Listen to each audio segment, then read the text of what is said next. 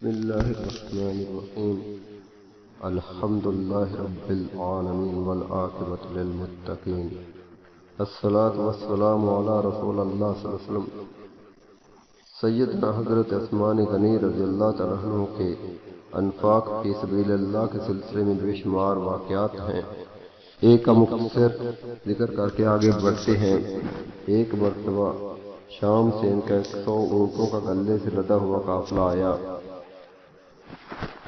مدینہ طیبہ میں ان دنوں غلے کی شدید ضرورت تھی.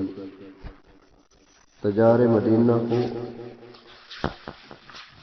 علم ہوا تو بھاگتے ہوئے ان کے پاس پہنچے اور کہنے لگے، ہم آپ کو بھاری منافع دیتے ہیں، یہ غلہ ہمارے ہاتھ بیچ دیں. انہوں نے سوال کیا، کتنا منافع دو گے؟ جواب ملا، 2 گنا. فرمانے لگے، بس اتنا ہی یا اس سے زیادہ بھی دے سکتے ہو؟ کہنے لگے 3 گنا. فرمایا، بس اتنا ہی یا اس سے بھی زیادہ دے سکتے ہو؟ تجار کو اس کی توقع نہ تھی.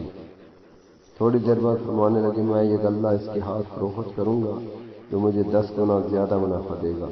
تاجروں نے معذرت کر لی اور کہا، یہ تو ناممکن ہے، بھلا اتنا منافع کون دے سکتا ہے؟ انہوں نے تمام غلہ صدقہ کر دیا اور کہا کہ مجھے اللہ تعالیٰ سے اس کا 10 گنا ملے گا. ان کی مبارک زندگی کا روشن پہلو اس وقت سامنے آیا جب 6 ہجری ذوالقعدہ کے مہینے میں اللہ کے رسول کریم صلی اللہ علیہ وسلم نے اپنے 1400 صحابہ کے ساتھ عمرہ کے لیے روانہ ہوئے.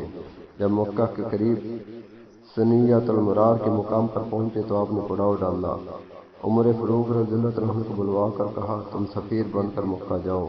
انہوں نے عرض کیا، اللہ کے رسول کریم صلی اللہ علیہ وسلم، آپ کو میری قریش کے ساتھ دشمنی کا خوب علم ہے. مجھے اپنی جان کا خطرہ ہے.